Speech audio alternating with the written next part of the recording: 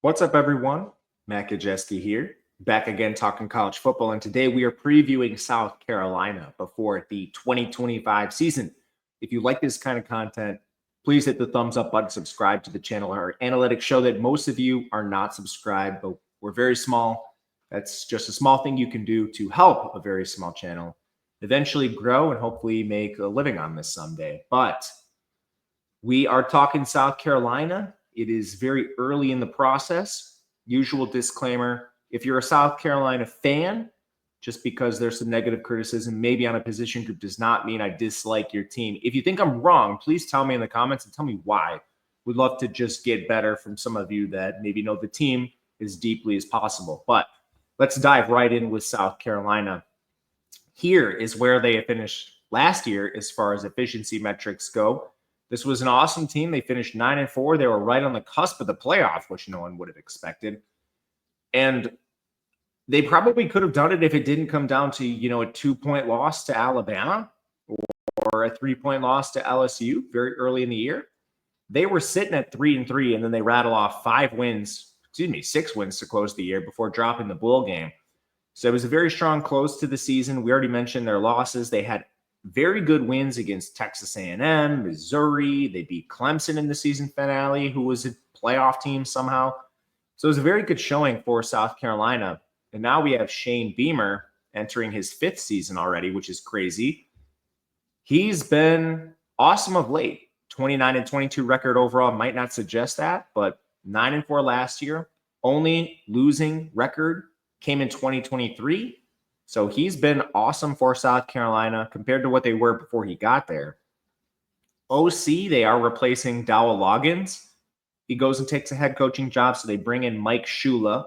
He was already on the staff last year, but he was just an assistant.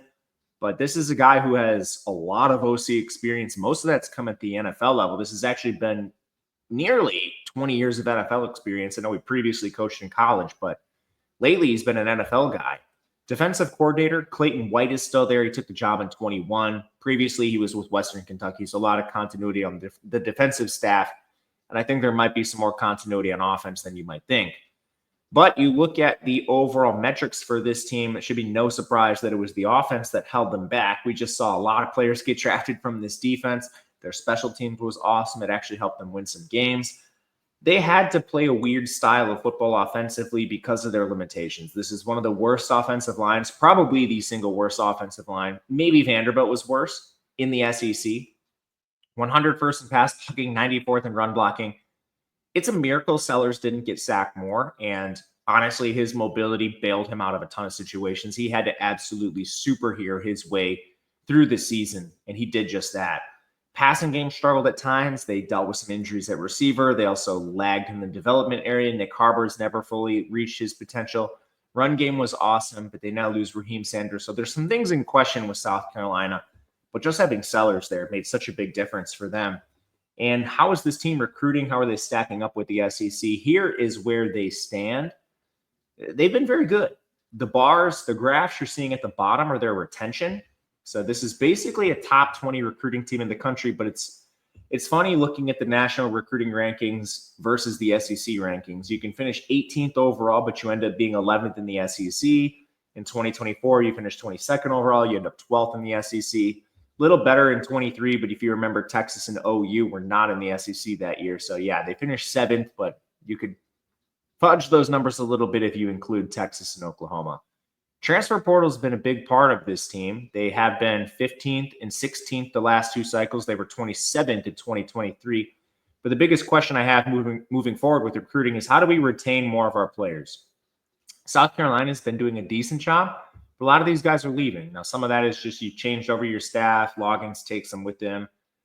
But 73% from last year's class and 46% from 23. That 16th ranked class, the highest ranked class in the last 3 years, is less than 50% of the players in the roster.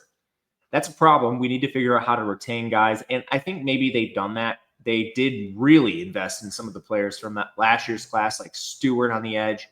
We'll get into that, but it's at least worth mentioning. I think we've got to do a better job retaining players.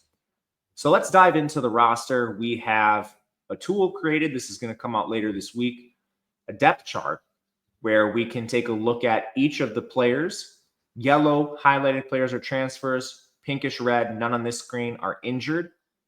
And then we have snaps the last 2 seasons. We have recruiting rankings in terms of stars, and then we have an overall value score. So what is this value score? Basically, takes your recruiting ranking into consideration first and foremost. If you haven't played a lot, that's essentially the only metric it looks at. But then the more snaps you've played, the more on-field production you have, the less it weights that recruiting ranking and the more it is ranking your on-field play to give us a value score across the team.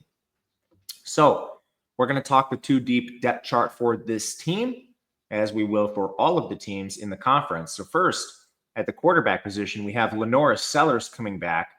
An awesome season he is coming off of. I think it could have been better if they had surrounded him with even a semblance of an offensive line.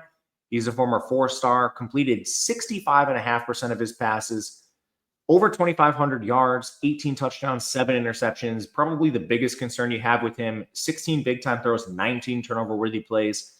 He ran a little hot in the turnovers. A lot of players in this conference did not. So if we see some regression, that could be a potential area of concern. But he's extremely mobile, 674 yards on the ground. That included 31 sacks, really high pressure numbers. So maybe even the turnover-worthy plays fall if he's just kept clean a little bit more often. He did have a long time to throw, but a lot of that is just trusting his ability to escape pressure and then make a play down the field. He was the 50th most efficient QB in 2024, and that would have been even better if we could clean up some of the turnover-worthy plays. But the QB position's in a great spot for South Carolina. They also went out and added Aaron Nolan from Ohio State, the former 4-star. Just very crowded depth chart at Ohio State. It is what it is. Nolan is more of a pocket passer, but he provides a quality backup for Sellers, something they need with Robbie Ashford gone. At running back, they lose Raheem Sanders, but this has been sort of a patchwork position for a couple of years now. Sanders banged up a lot, never fully lived up to his potential here. So they bring in Utah State transfer Rasul Faison, 5'11", 200 pounds. Faison rushed for over 1,100 yards last year, 5.6 yards per carry, caught 22 passes. He's a former JUCO guy, but good size, over 1,800 yards the last 2 years, 33 collegiate catches at a high level. They've had a lot of success bringing in these low-level transfers. He should lead this backfield.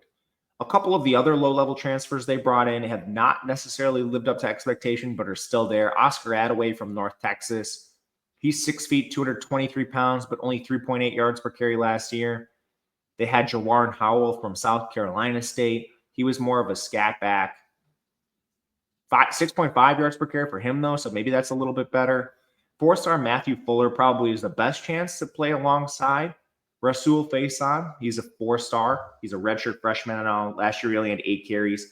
But it's not the best running back unit. I still think it's good enough to get done what they need to, especially with Faison up at the top.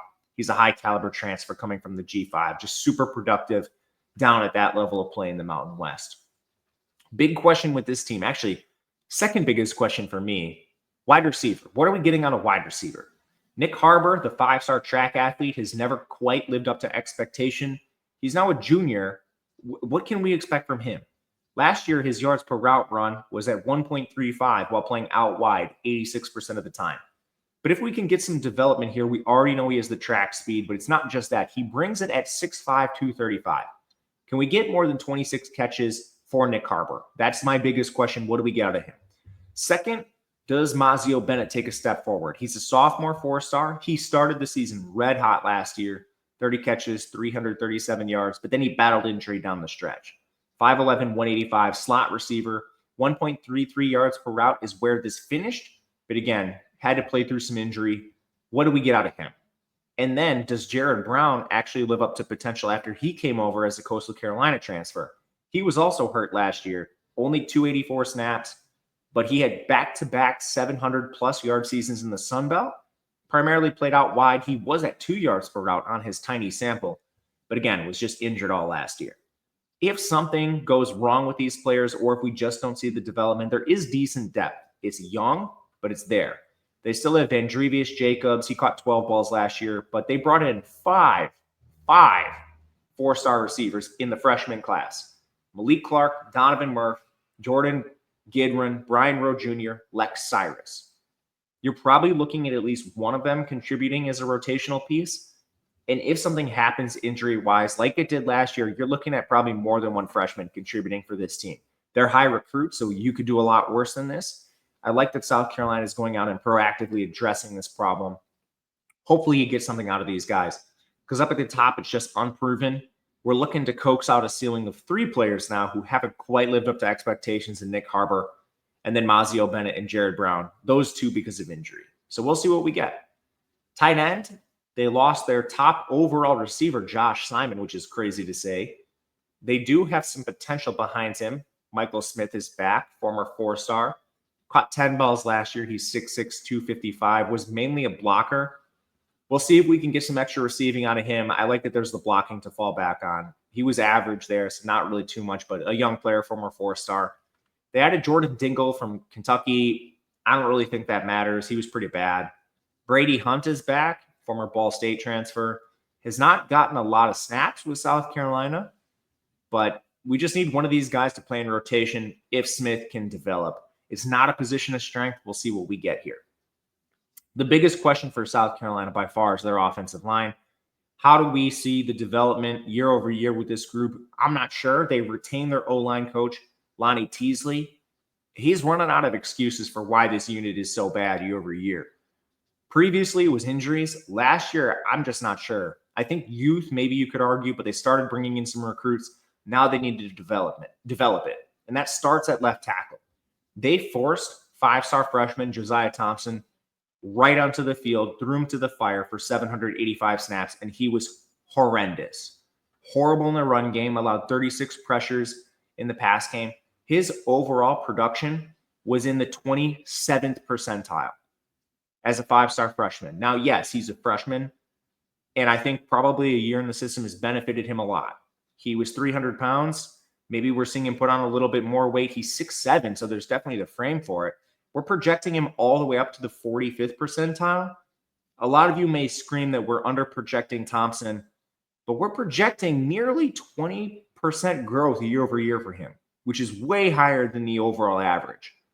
Going from the 27th percentile to the 45th would be a massive step forward. He's a 5-star, so there's the potential for more, but just want to hesitate before we go out and anoint Josiah Thompson the left tackle of the future for this team. He was, by all means, a liability last year. Left guard, they bring in Wake Forest transfer Nick Sharp. This guy was awesome. He's been injured this spring, but I don't think that should be a big problem. 15 pressures allowed. That should be a lockdown position. Center, they bring in Troy transfer Boaz Stanley, formerly a JUCO guy. Last year, he split his time between right tackle and center, and this is important because you look at his overall body of work. 19 pressures allowed might give you some concern. If you isolate his center play, most of the pressures allowed came at tackle. This is an interior player who was forced to play out of position a bit for Troy. Now at his true position, I think this is a pretty good unit on the interior at least. Right guard is Rodney Newsom Jr., another JUCO kid. Last year he played at Western Kentucky. He was an elite pass blocker, average run blocker, but he only allowed 8 pressures. So right away, I think you have the interior pretty good. Like, this is a pretty good interior group. I don't know if you need to really project that much moving forward. Right tackle is another concern. Kason Henry's back. He was awful last year. 31 pressures allowed. Pretty bad as a run blocker. You look at his production overall, it was in the 40th percentile, so a lot better than Thompson's. But he's also not the recruit Thompson is, so we're projecting about the same level of play, less growth for Henry, being a redshirt junior and being a 3-star, whereas Thompson, he played worse, but he's the 5-star with the frame. We'll see where this shakes out, but we're not expecting tackle to be a strength. The best part of this unit is definitely inside. They actually have a lot of depth, too. I don't know if it's quality depth, but Tree Babalade has played a lot, only played in 4 games last year. He was a 2023 starter. Jatavius Shivers, he played 129 snaps last year. He was below average. Trovon Baugh is back. They benched him last year. He was a previous starter, awful when he did. So, I mean, you do have experienced depth, but none of it was very good. Perhaps the real ceiling comes from your freshmen. They have a redshirt junior, Marquis Anderson, who's a former 4-star. Him not getting on the field's a concern. But the incoming freshmen are Demola Adijan and Shedrick Surratt. We'll see. Honestly, my biggest concern is just like Lonnie Teasley's leash is getting a little long on the O-line as far as their O-line coach. We need more out of this unit than we're getting. We'll see what they can do this year. Defensively, they lost Kyle Kennard off the edge, but they return an absolute stud, former 5-star, now a sophomore, Dylan Stewart. 51 pressures as a freshman. I mean, it doesn't get better than that. You could argue he's the best player on the whole team. To me, it's between him and Sellers, but I would have no argument if you say it's Dylan Stewart. Just a great place to start. And from there, they have Brian Thomas back. He played 314 snaps in rotation last year, 11 pressures, so he was even solid. He needs to extrapolate that moving forward into a larger role, but solid place to start. Depth is good. Desmond Umeozulu played 231 snaps, former 4-star. Missouri transfer, former 4-star Jalen Brown's now with the team. They also have a lot of depth. A pair of 4-star freshmen in Jaquavius Dodd, Donovan Darden. They brought in Campbell transfer, George Wilson for good measure. He originally played with Florida State, so he's not like a complete FCS product. The edge group's in a good spot, even losing Kyle Kennard, starting with Dylan Stewart. Inside, I have more questions. They lost their top 3 defensive tackles, Tonka Hemingway, TJ Sanders, and Alex Huntley. Also lost rotational player DeAndre Jules. So that leaves Monkel Goodwine as their most experienced defensive tackle with 159 snaps. He was below average too. So you're likely looking at some transfers. They do bring in former 5-star from Texas A&M, Gabriel Brownlow-Dindy. He has never been able to get on the field. I'm not sure why. Just probably a player who's not quite lived up to the 5-star. He was part of that elite Texas A&M recruiting class that ended up flaming out and largely has been all over the country now. But he's not been able to find the field. We'll see if he can here. The other transfer is Devontae Miles from Bowling Green. He was a rotational player there. He's very undersized for defensive tackle at 275. We'll see if he can get on the field. But also Troy Pikes is here. He played 293 snaps last year. Good pass rusher, just not really much else besides that. Otherwise, we're looking at 4-star junior Xavier Hardy, 4-star freshman Christian Ingram. One of them might have to fill in immediately. This is definitely not a position of strength. We'll see what we can get out of the defensive tackle, but we're looking at a lot of inexperienced play considering the departures. The edge group is by far the best part of this defensive line. At linebacker, we lose a lot as well. Debo Williams, Demetrius Knight Jr., Bam Martin Scott, all gone. So South Carolina also went to the portal here. They add Justin Okoronkwo from Alabama and Sean Murphy from Florida State, previously of Alabama. Okoronkwo is actually not one of Alabama's highest recruits. I know you see Alabama transfer and your natural instinct is to think, oh, I must be a former 5-star, 4-star, whatever it is. He was actually one of the lowest recruits this program has brought in recent memory. And that's funny. He's a 3-star, but he is still the 511th ranked player in his class. So would start at a lot of schools, I'm sure, but he's not the 4-star, 5-star you might think. Murphy actually originally played with Alabama too before he went to Florida State. This is still a wildly inexperienced unit. They combined for 150 career snaps. Behind them, Fred Johnson played 82 snaps last year. He's a 3-star. Freshman Donovan Darden could be forced into action early for this team. He's a freshman 4-star. I mean, this is a wildly inexperienced unit. And it makes sense. They lost 3 players up at the top. A couple of them got drafted. In the secondary, you lose a couple players. O'Donnell Fortune at corner, Nick Imanwari at safety. Those were 2 of the better players, so this is a little bit tough to overcome. They have Judge Collier back as the lone starting boundary corner. He was pretty good last year. 8 PBUs, 52% completion allowed. I think that's a solid place to start. But I don't know who's playing the other boundary spot. It's probably a transfer. Brandon Cisse from NC State or Miles Norwood from Ball State. Cisse only got off 361 snaps before he got hurt last year. Norwood of Ball State, he was originally an Iowa State commit before he had to transfer down. He was good in coverage, but a really bad run defender. One of them probably plays the other boundary corner. Nickel should be locked up with Jalen Kilgore. He played nearly 800 snaps last year. Definitely the biggest gambler on the team as far as coverage. He had 5 PBUs and 5 INTs, but he also allowed 573 yards and a 67% completion percentage, which is pretty bad. If he didn't have those interceptions and PBUs, we would be looking at a horrific starter. And they also have a lot of depth at corner, especially 4-stars Vakari Swain, Kelvin Hunter on the team. Swain had to play 314 snaps last year, only a 41% completion percentage. So maybe he actually gets on the field more this year as well. And they could honestly use one of them, probably at safety. Again, they lose Emanwari. They do have DQ Smith back after 790 average snaps. 3 PBUs, 1 INT was solid for him, but only targeted 20 times. It's a small sample, kind of good run defender. The real problem is who's playing safety alongside him. Peyton Williams is the second most experienced at 160 snaps. They do have depth. 3 stars, or they have 3 4-stars coming in Kendall Daniels, Jalewis Solomon, and Jaquel Holloman. Those are from the last 2 classes. One of them can start at safety. I mean, maybe you just move one of those players, one of the transfers, Brandon Cisse, Norwood, or maybe you move like a Kilgore or a Swain. You have more experience at corner, so can some of it play safety is the question. At kicker, they returned the best kicker in the entire country, the #1 most efficient kicker, Max Kelly, which is wild. But again, South Carolina had awesome special teams. Not just their kicking won them games, but blocking kicks and some crazy stuff. It's a good defensive special teams unit overall.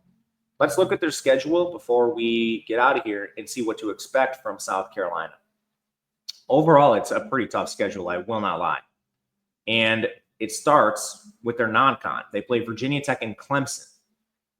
Clemson is a rivalry. They play this game every year. It's always close. But getting VT in your other non-con game, it's also a weird game. It's a Sunday game. It's at Mercedes-Benz, so it's not actually at home. It's a neutral game.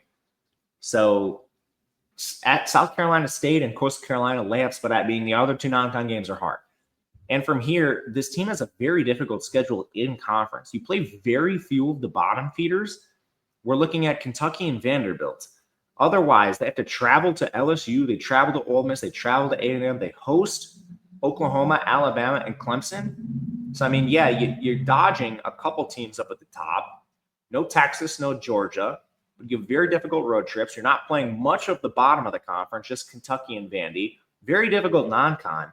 And you're taking a step back at a lot of positions. Defensively, you lost all your linebackers. You lost a couple of players on the defensive line, particularly inside. You lost your 2 best DBs in Fortune and Wari. Your offensive line has been a work in progress for 2 years. You kept the same coach. So are we going to get some growth out of your 5 stars? That's important. What do we get out of Nick Harbor? What do we get out of the receivers? You've got Sellers back, and you have a couple pieces like Dylan Stewart on defense, but there's a ton of questions with this team. I won't lie to you guys, and I don't hate South Carolina. I don't think this team is making a bowl. I do not.